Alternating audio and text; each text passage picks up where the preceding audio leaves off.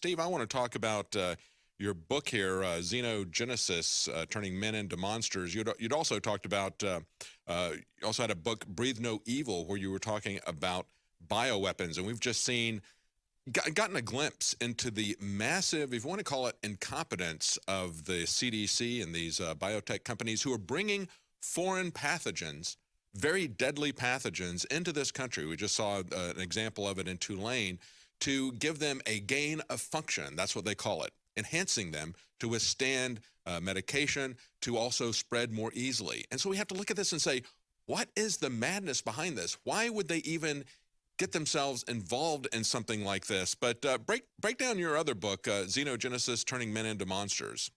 Well, xenogenesis is important for people to understand because behind the intentional release of bioweapons, remember this, that when people are being exposed to headlines that there's been a strange release, or that the CDC, that Center for Disease Control, thought that the last remaining supplies of smallpox always mysteriously turn up, every pathogen worldwide that has been located, isolated, or reanimated is designed for bioweapons. The basis of all bioweapons is ultimately first to kill the enemy, but ultimately to end all life.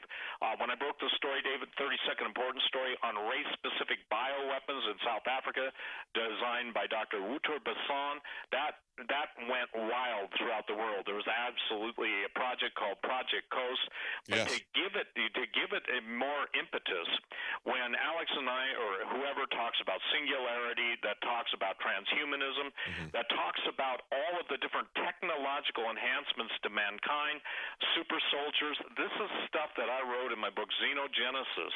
What they're doing is taking third-party DNA sequences, hence xenogenesis just means the addition of an additional helix to the double helix, creating a triple helix, in other words, a stand, and creating literally new life forms. Now, when I first wrote that in Genetic Armageddon 15 years ago, people just couldn't handle it. But now we're right there where, guess what? The lie that people are being told is biological enhancements are one thing, but when you combine them with robotics, you're going to get basically an Uberman, which Nietzsche talked about, and which the Nazis were absolutely looking for. The word Ubermensch literally means supermen.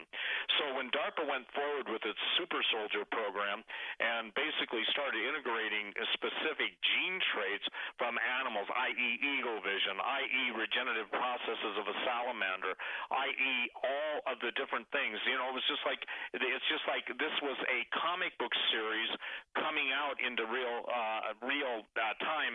And again, because I've been so far ahead, it's just like this, ladies and gentlemen. The bottom line, I used to say that all the time, David, and people would send me email, don't use that, you're overusing. No, the bottom line means when you cut through all the crap, when you cut through all the haze, all the fog, and all of the misdirection, the bottom line is there is a supernatural force called the devil, which the Luciferians worship, that are trying to kill off every man, woman, and child. And what they're promising is eternal life, and they're promising supernatural and the ability to basically live forever and have to deal with nothing, with super intelligence. It's kind of like Animal Farm on steroids.